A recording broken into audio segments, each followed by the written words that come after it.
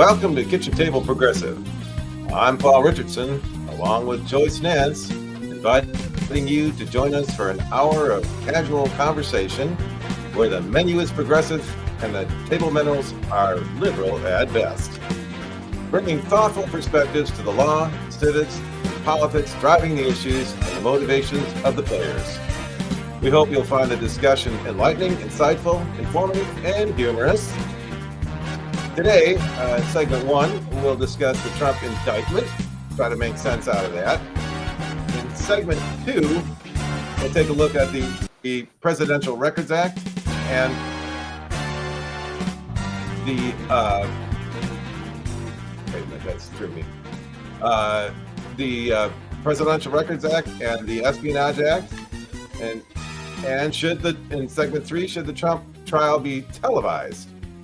And then we'll get into some of the economy, and into segment 4, we'll have trivia. So let's see what Joyce is on Joyce's mind today. Joyce, what are you thinking about? I'm thinking about, wow, it is a great day in America. A great day. Now, wait a minute. What? The New York Times said that it was a momentous occasion. What's a momentous occasion? A great day in America. I thought Not great. the indictment. Go ahead.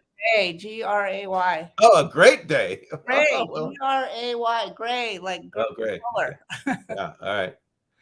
It's a great day here, but still nice. So it's kind of like that. I would say it's kind of like that in America. It's still kind of nice in America on the one hand, but on the other hand, it's a little gray.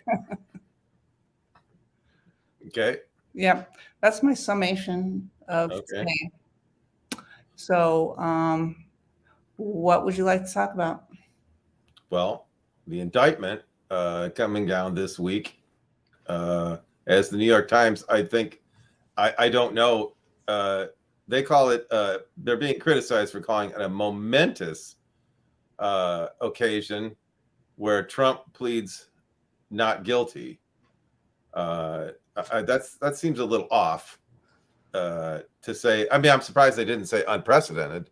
Well, doesn't every criminal on the face of the earth, even if you have 20 witnesses, the gun and the dead body, all on videotape, and with genetic material presented, don't they all say not guilty? Well, of course, yeah. I don't think we expected Trump to plead guilty. Although, you have to wonder, was there any plea discussion? Guaranteed. You think so?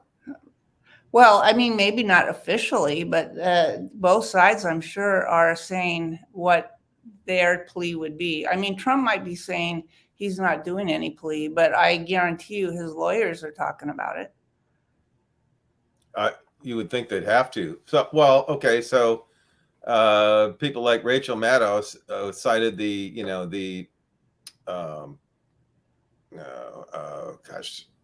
Vice President Spiro Agnew case in 1973, where he was indicted on 40 felony counts.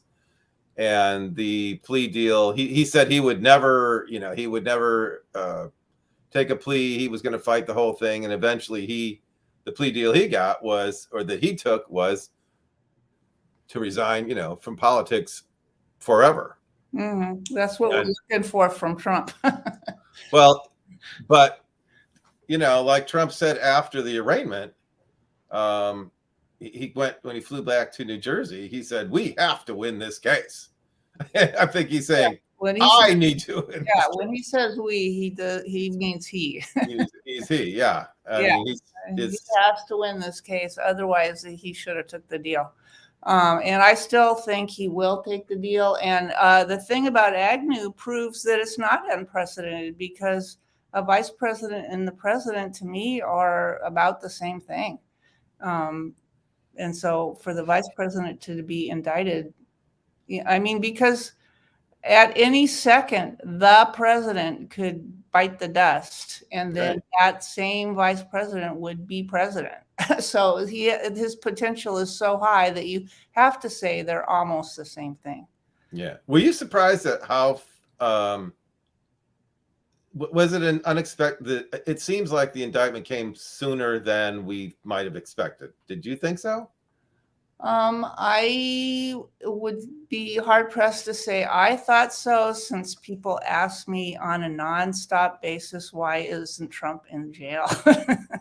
And Right. that's been going on ever since, well, before January 6th, but definitely after January 6th. So, and I think people even I think those people are happy about him being indicted, but in their mind, if it was them, they'd already be in jail. They'd be working on their first or second year of their sentence.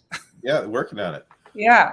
But it seems like what seemed to spark or I don't know, it's hard to make a correlation, but was when two people, Mike Pence went back in went to the grand jury and talked for almost a whole day or something like that, 5 or 6 hours.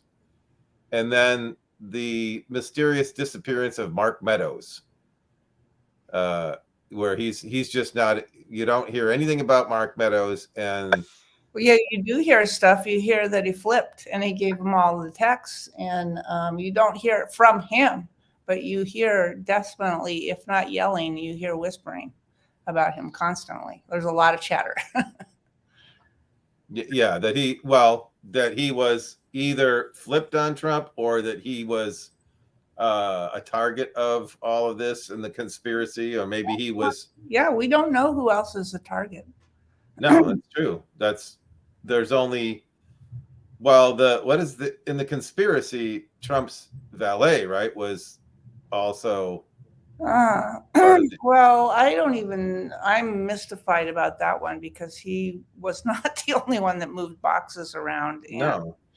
I have no information that he was part of the brains of the operation. No, it's kind of like he seems like a pretty small, a very small fish in all of this. I'm guessing they did that to try to get him to flip. That would be my guess. And I'm guessing they've tried already, but this is further trying of that. Right. Yeah.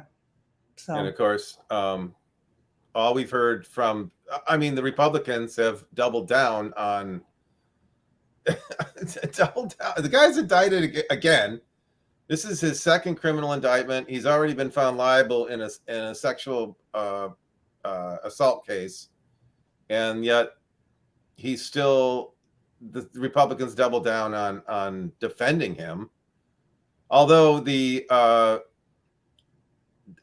Proud Boys and so on are more upset about Bud Light and so on than Trump's indictment, it seems like. Well, that's smoke. But you know what? I forgot. I was going to read this little bit of history about this. Oh. So I'm sure everybody knows, but on June 8th, the Justice Department indicted Trump in Miami federal court for 31 counts of willfully retaining national defense information under the Espionage Act.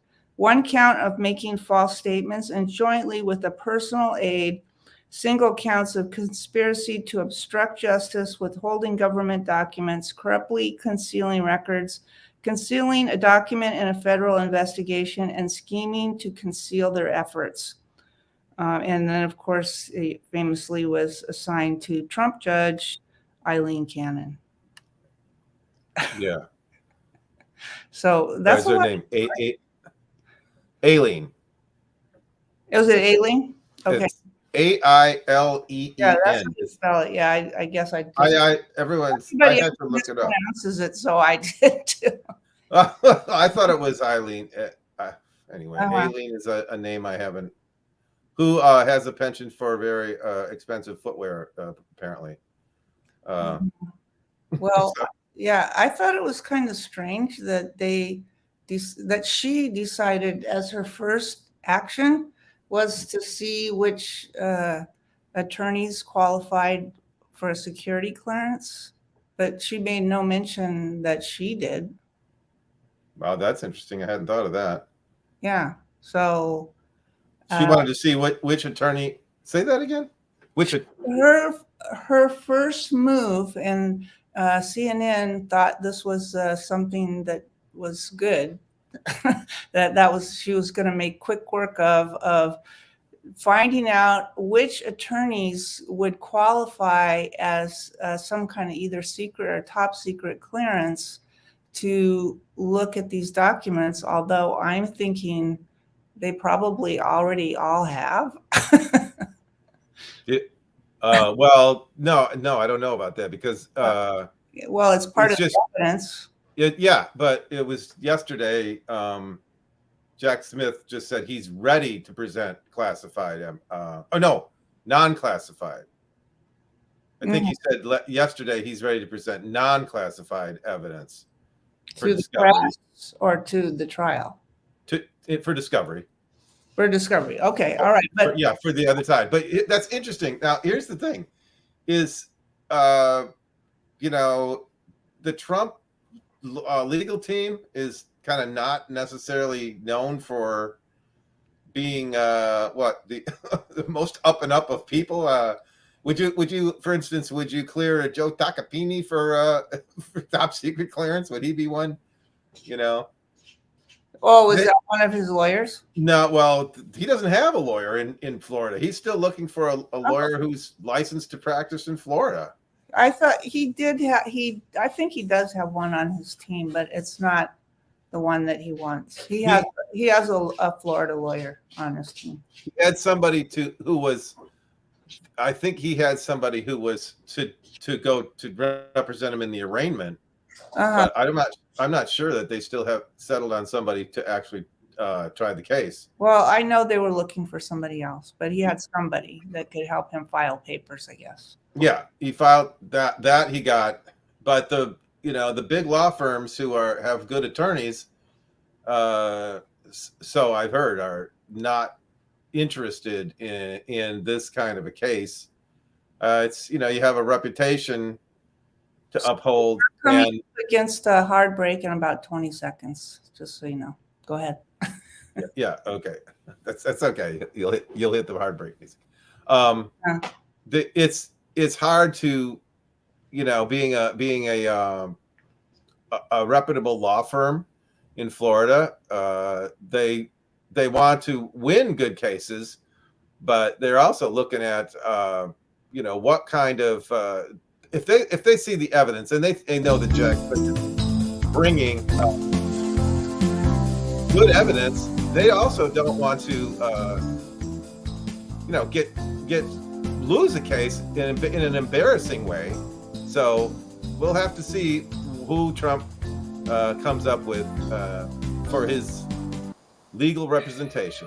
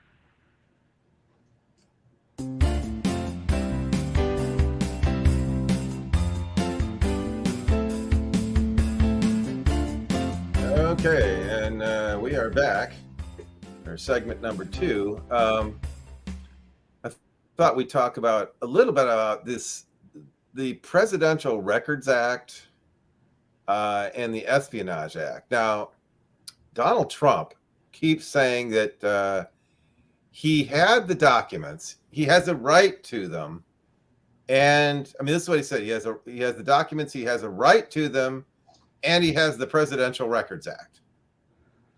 That was pretty much the summation of what he said many times, right? Isn't that pretty much it? Mm-hmm. Yes, they were his. Yeah, they're mine. Which this is what I don't understand about why he's getting this. The first thing I would say is, well, first of all, he says he has them. Okay, so that's an admission. That's an admission. Okay, he says he has them, but then when he says I have a right to them, this constitutionally is, well, wrong. Totally wrong. But it's totally wrong because, well, I'll say it in a minute. The reason he says this, from what I understand, has nothing to do with any of what his lawyers have told him, but this kind of muckraker by the name of Tom Fitton, who has an organization that he's not a lawyer, but he has basically a business that goes around suing Democrats for just the ridiculous, stupid things. He's one of these. He's a muckraker, and he's not a lawyer, but he told Trump, "You have a right to them." So this is what's totally wrong, is that, and totally a total misunderstanding of the Constitution, is that governmental officials in government offices don't have rights. They don't have rights. They have powers. So it has to be within. And so when he says a right, he would be talking about an individual right that Trump has as an individual. I mean, if you're talking about a right, we normally talk about rights as applying to individuals, and it's where there is some removable discontinuity of government power. In other words, the government has powers, but not in this particular thing that we call your right. So to say that it's a right is to infer that this is where Trump is free. It's almost like he's saying, I'm free of outside of my official, the official immunity or whatever of the office, and outside of my position, former position as president, I have an individual right, which is just totally wrong, because this would have to be somehow under his presidential power. So under that reasoning, you look at Article 2, which describes the powers of the president. I don't see anything in Article 2 that would say that he has the power. It's not a fundamental power described in the Constitution that he has the power to retain government documents. There's just nothing there that would suggest that. I can't. Well, he's using the Occam's razor explanation. What is the simplest possible explanation for him doing this heinous thing? That's pretty good. Yeah, that's a really good point. Do it, yeah. Occam's razor. Yeah, it's the simplest explanation for his supporters, right? Yeah. I got a right, and in fact, they love to say, I got a right to do everything. I got a right to do whatever the F I want, right? Okay. Right. Yeah. So that's his standard go-to thing. No matter what it is, you're wrong. I'm right. I'm right. I'm right, and I have a right. Yeah. Yeah, I'm right, and I have a right. Yeah, you guys are witches, not me. Yeah. So, but then the Presidential Records Act, it was passed Congress and signed into law by President Carter in 1978. I think in the fall of 1978, and President Carter signed it into law in November of 1978. But it didn't take effect until oddly enough January. For the next president, January 20th of 1981 is when it was set to take place. So it only took place under Ronald Reagan. That's what it. So Carter signed the law, but it didn't apply to him. So they made it so it applied to the next president. And what I understand is it just simply means that all presidential records belong to our public records. They belong to the public. archives. They belong to the archives. Which is the public. Which is the public, right? They belong to the archives. They do not belong to the president. Yeah. And the only thing I could, It's a the only thing I could go ahead. The people law. Oh, one of those. Yeah. Yeah. They're annoying. Those pesky subjects of mine. Sounds like a Democrat or progressive. The gays did it. That's right. Yeah. Pesky. But then the only thing that I could find that was, a power that I guess the president could invoke is there are certain records that the president can, you can look, they're open to the public. You can get requests for information. You can look at them, but there are certain records that the president has to give is okay on. So in other words, but they still reside in the archive. Well, okay, but you can't. I mean, I don't know if you've ever had a top secret clearance. Have you? Not that I know of. Okay, so I've had one, but in any case, they take a while to get, and if you do anything that is controversial regarding anything classified, if they say you can't take a picture of X and you take a picture of X, you will get hauled in. Mm-hmm. So these documents that he showed to people that didn't have any kind of clearance at all about other countries, mm-hmm. I do not know how he will explain that away other than a plea deal. Yeah. I'm not going to say I did anything wrong, but I will say that I will not run for anything anymore and I will shut up forever. Right. So you got clearance when you were in the military? Uh-huh. Okay.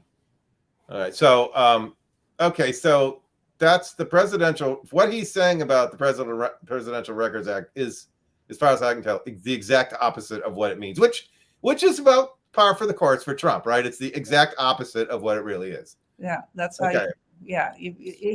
he's like, if you look a word up in the dictionary, and most people look under the meanings, but he looks under the word, under the antonyms. Yeah, the antonyms. That's how it goes forward. I found it under the anthems. This is under the anthems. He thought they were anthems. These are the American anthems. I found it under the anthems, and right here it says under the anthems, which are the patriotic anthems of America. Yeah, he misread. That was halfway funny. The Espionage Act of 1917, which was, passed during World War I or just before, was first. I mean, the history of it first took effect in 1917, 1919 was when the first free speech cases went to the Supreme Court, and the first one was Schenck, and this is these were people who were trying to.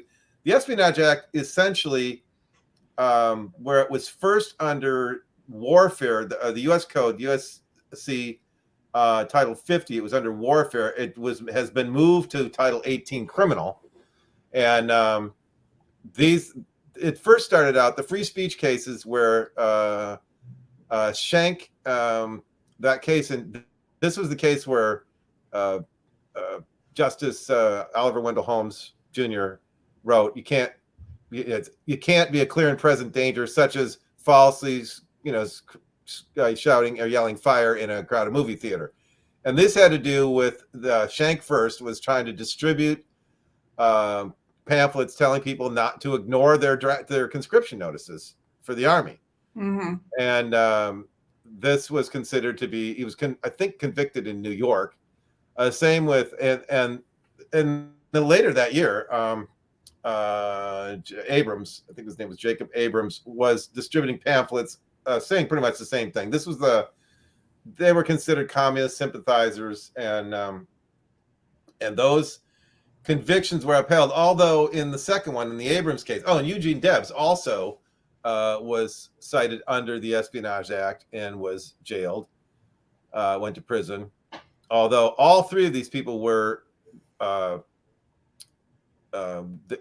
their sentences were commuted by President Harding in 1921, and they were released. But are you working your way up to the current ones? Yeah, I'm just giving some history here. Oh, okay. Yeah, because there's ones happening this week. Yeah, I know. Yeah. But as they've worked up the thing that where people have in recent times, it hasn't been free speech, but in the last, say, 30 to 35 years, it's been unlawful retention of military documents. It all applies to the military. Unlawful retention of classified military documents. And in this indictment, Trump has been cited with 31 counts of retention. Of the 37, 31 counts are retention and 6 counts are obstruction. So I think, I think Trump he's got the documents. He's admitted that he had them, and he has, on 6 occasions, tried to obstruct giving them back. That's his problem. We'll be right back.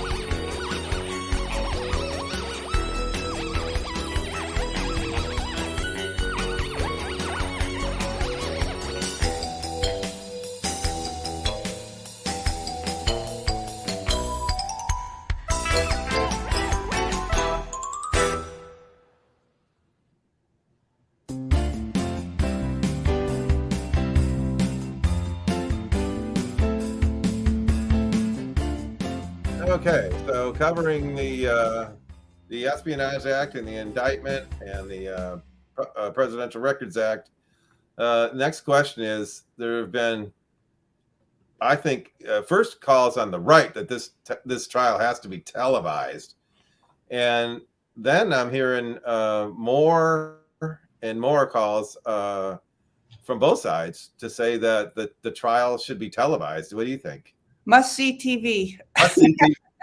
Having watched the entirety of the OJ trial, I don't see any difference. That's true. The OJ trial was televised, wasn't it? It was hosted by Judge Ito, and who then on the Tonight Show and joke about it with, I don't know, Johnny Carson, whoever was the guy then. And that had to be the guy with the big chin. Maybe. Yeah, but anyways, he went on the Tonight Show to joke about the trial, which involved 2 people being murdered. That's true. Hey, that is funny. Well, depends who you are. To go, I mean, to joke about it. Like something animation of the dancing Itos that Judge Ito really liked. So there could be like something like that for the Trumps. But the thing of it is, and this is, I think we brought this up before, is the writer's strike. It goes on without even like a mumble that anybody's trying to settle it. And I do believe that is corporate America turning down the fire on Trump with because they're the ones that roast him the most, like daily, more than daily. And so that's true. There haven't been any. Yeah, all of that's done. Yeah, nothing about it. Yeah, I know. So I don't. And it sounds like the owner side, if you want to call them that, is not being very conducive to any kind of settlement. But do you think that the corporate TV would have a stake in like, let's face it, there are players that say, yeah, this works out for us. How about we televise it? We'll, But by the way, they can televise it, but yeah, it won't be roasted. At least not by the regular guys. So, in any, who would carry it? Who would carry it? I don't know, CNN, or maybe there would be a bidding war. I don't know. Maybe we could carry it. It's a smaller, lesser known show. Well. And then we could do like an announcer in the back. I would bid on the execution. The PGA or the bowling. And Trump is approaching the bench, and so I know. I just think that I would think that the corporate media would be interested in, since they aren't. Well, here brings up a couple questions here. First of all, first of all, I would say that of all the people who have been calling for it to be televised, the one person who hasn't, the media whore himself, has not said a word about it, and I have a theory about why. Why? Because for one thing, if it's televised, he has nothing to do afterwards to go out and have rallies and lie about what happened in court. Oh, I see. Oh, yeah. All right. Well, and then the second thing is, if it's televised, he has to show up in court every day, and he doesn't want to. He doesn't plan on showing up for a minute of this. Yeah, he likes to watch. I don't think he has to go there. Maybe. No, he doesn't have to. No, the defendant has the right to be there. I do not believe they have to be there. So, right. But wouldn't you, if you're fighting for your life and you want to project how righteous you are, wouldn't you show up there with righteous indignation? I mean, he couldn't even show up to face E. Jean Carroll and call her a liar to her face. Yeah, right. He didn't go to that. So no, he threatened to. He threatened to be, as a defendant, he threatened to show up. Well, okay, do it. But yeah, then we can't see him sprawled on his couch eating directly out of the box of Fruit Loops. Which I'm pretty sure would be the other scene, the unseen scene. Yeah. Well, yeah, he would actually have to. I mean, I don't think that Trump could actually survive a day in court, even one. Mm-hmm. I mean, I think that would be too long a day for him to sit there. He's done at least a day long, if not days long, depositions. But you're active in those. You're not just listening. Right. Yeah, you have to participate. But I guarantee you, maybe not for everybody, but for some people, the trial will be spellbinding. Right. If televised or even audio-vised. I mean, maybe he could just... I think it would be. Let's do it audio and forget about the video. Then we don't have to scrutinize what his expressions mean. Well, that's true. Yeah. What concerns would there be about televising? I mean, I wonder if one of the reasons they wouldn't is the possibility of any top secret. Of course, top secret stuff is going to be shielded anyway. Yeah, they can just go off, either off, maybe not off the record, but just we're not, like I used to shoot trials for. I can't remember the name. I think it's called Law and Crime. They're like an internet court thing, and I did this one, and it was about child abuse. And so anytime, and the kids were part of the trial, so anytime the kids said anything, did anything, I had to, like, even though I had no warning, I had to turn it off instantly. And so it would be very similar to that. Oh yeah, that would be. You mean did the kids testify? The kids did testify, and so they were not recorded. Yeah, the kids testified, but they also walk in and out of the jury, so you can't shoot that, and you can't accidentally swing your camera right when they're in the shot. So it's a little tricky, but they do it all the time. I just did a few of those. Okay. Yeah, it's harder than you think. So with all of this, we look at the polls, and I don't know. You see polls that say the Trump and Biden are in a dead heat, and then you look at the economy, and I don't know what the perception of is the economy, but what do you think the economy and the polls, and what is that? Okay, well, I have a couple of different views on the economy. That the Congressional Budget Office said that the the total GDP, is projected to grow at a moderate rate through 2033, like 3.1% this year and 4.8% next year and the year after, which that's good. Is pretty bullish. But then the Monetary Fund says that the forecast is expected to fall from 3.4 in 2022 to 2.8 in 2023, which I still think is not that bad. No, because honestly, okay, you look at the economy. Wait, I'm not done. Okay. One more. So Goldman Sachs says, and this is the one actually I think you should pay attention to. Goldman Sachs says that there could be a GDP rise this year or next of 7%, and it's all attributed to the growth of the phenomena of AI, artificial intelligence. Yeah, I've been hearing about that. Yeah, there's like the stock, it's called NVIDIA or something like that, and they specialize the most in AI, and their stock is just going straight up this week anyways. Yeah. Well, I think even which one was the lowest one that said that we could have a dip to 2.8? The lowest one was the International Monetary Fund. Okay, so that is the economy under Obama's second half of Obama's second term was mostly in the high twos, and Trump, even though he boasted about this great economy, he only had 1 quarter of 3%. He had a second quarter of 2019 was 3.1%, and he basically just rode the Trump economy or the Obama economy. Yeah.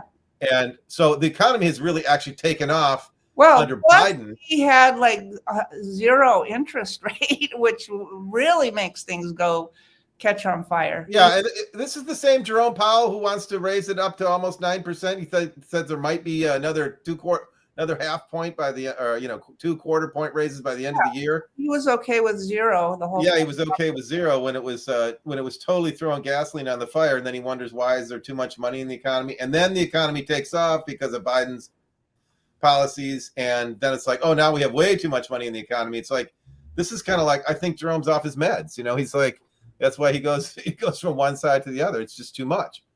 But the Trump economy was, as a matter of fact, in second quarter 2019, this is what fascinated me, was his only quarter. This is after he made the tariff. He put on the tariffs. All the production that went out was in second quarter 2019, was before the tariffs took 30 seconds took effect. That's all right. You can just let it hit. I'll write it. And then he just it was the third quarter of 2019 is where Trump's economy fell out. He had second quarter 3.1, third quarter of 2019 was 1.9. When Obama had 1.9%, he said any president has 1.9% should resign, and then he got it the very next after, and then he barely avoided recession in the fourth quarter of 2019 when he had a 2.1% growth, and then finally COVID hit, and so his economy, the Trump economy, was no great shakes. Biden's economy is far more robust, and so there you go. We'll be right back.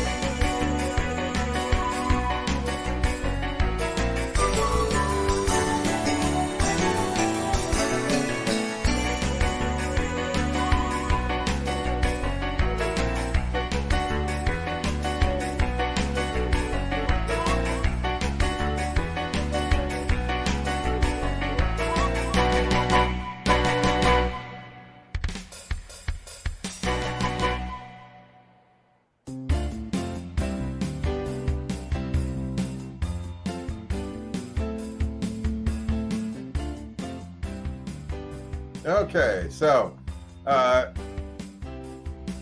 last segment here, we have in mind a trivia game, right, Joyce? Yep. It's going to be a historical, political trivia game where we ask somewhere between 5 and 10 questions.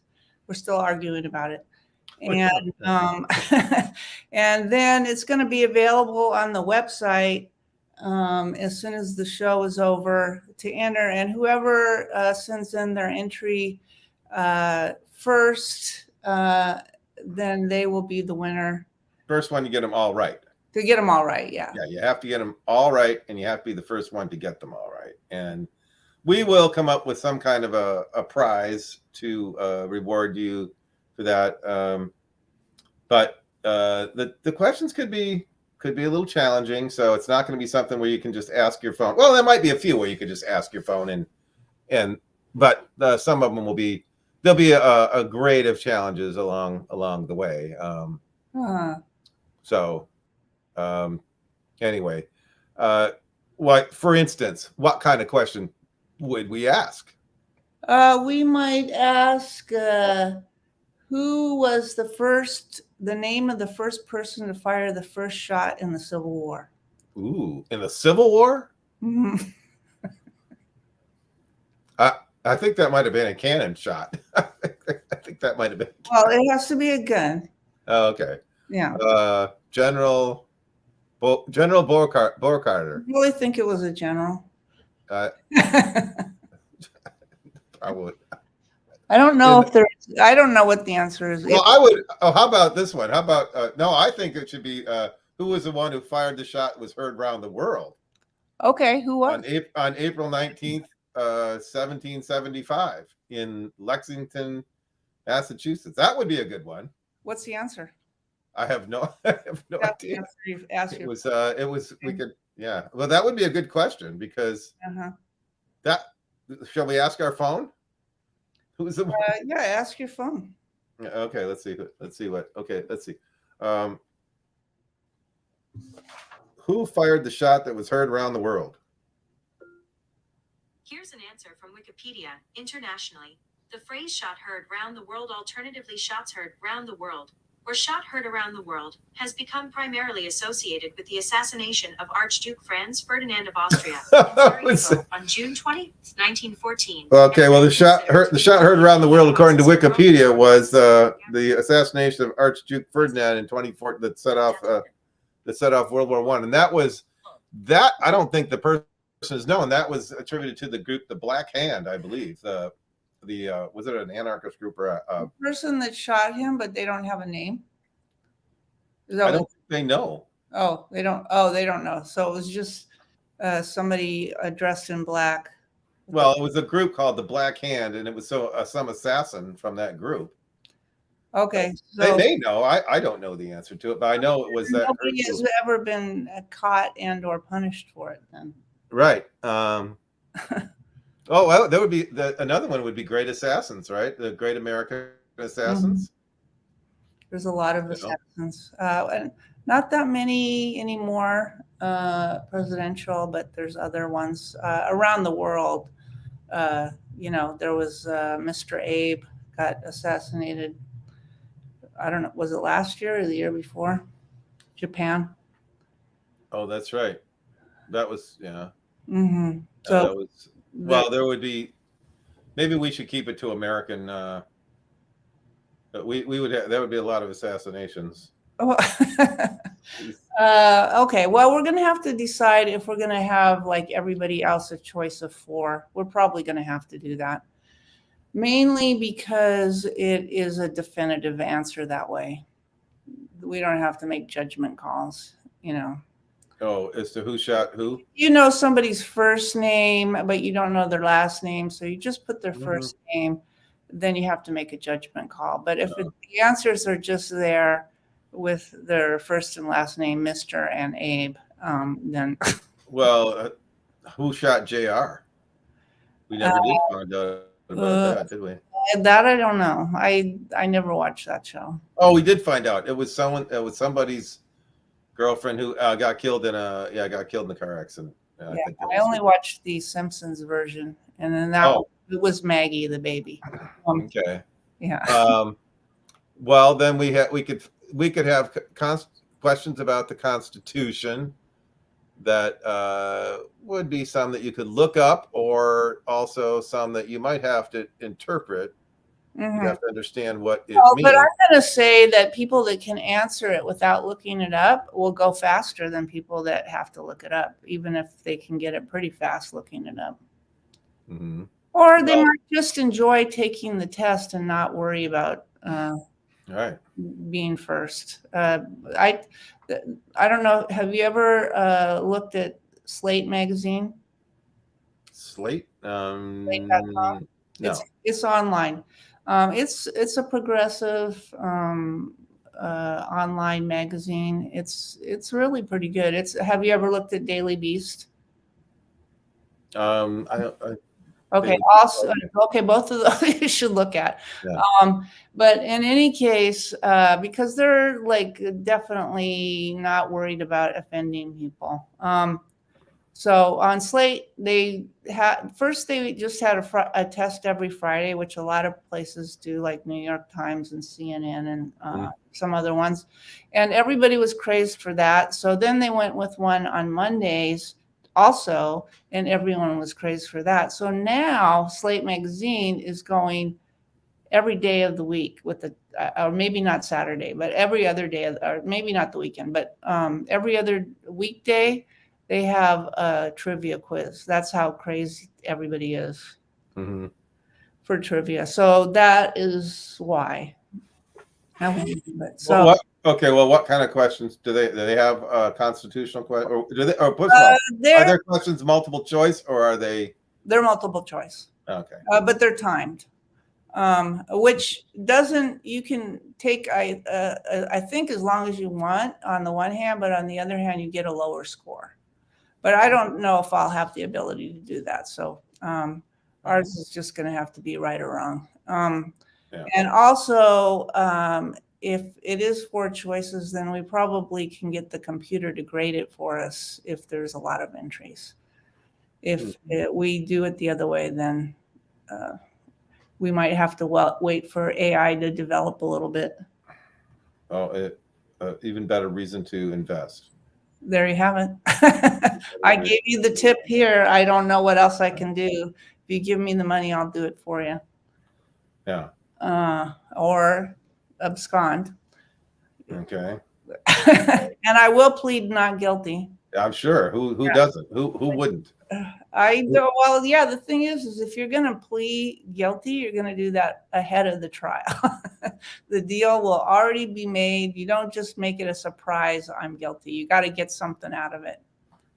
Right. So some people, if they can't get anything out of it, then they just go to trial, which I recommend for anybody in a hard situation, because the thing of it is, if you do plea, even if you can plea on murder cases and, anything really. Well, 95% of all criminal cases get pleas. Only 5% of them are prosecuted anyway. So right, and that's because they don't have time. They don't even have time for the 5% that are left. But that's true. The courts are slammed with that. But it also helps what I was move things along. And was that now I forgot what I was going to say. It was so brilliant too. All right, never mind. Well, I was going to say, I have a friend who is a public defender. He's retired, and I asked him, so, how well did you do? Did you do what, 40, 50%? And he said, oh no, I did much better than that. I said, in your career, you did better than 50%. He goes, oh, I did probably close to 75, maybe even 80%. I said, you did? You got 80%? He said, yeah. Huh? Of plea deals? No, of in trials. He got a acquittal in. Yeah. He won as a public defender. He said, I won easy 75%, maybe a little more, close to 80. And I said, you got that? I said, so how many of your clients do you think were guilty? He said, oh, over 90%. Oh, yeah. But the thing is the technicalities of how they do it. I also worked for the public defender's office as a legal, and The guy that I worked with, the lawyer, he had been there 20 years and he had only taken a couple of cases to trial.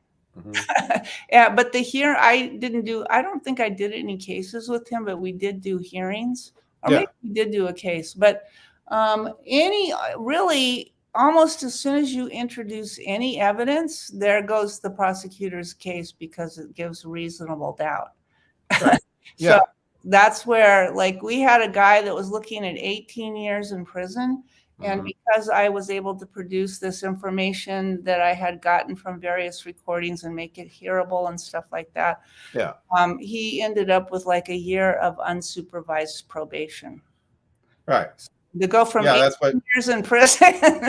Well, that's what my friend said. He said he just looked for a technicality, and so 90%. He said 90% of his clients he thought were probably guilty, or he thought were guilty, and he got 75 to 80% of them off. So but I guarantee you he didn't do very many trials.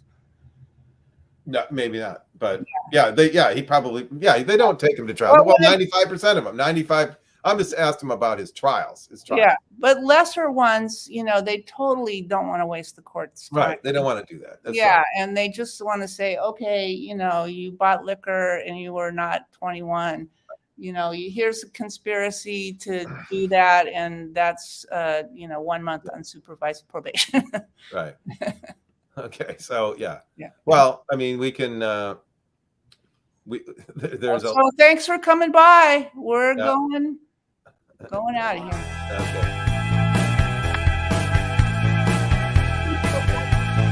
Okay. Well, thanks for joining us on Kitchen Table. Oops. What happened? Don't know.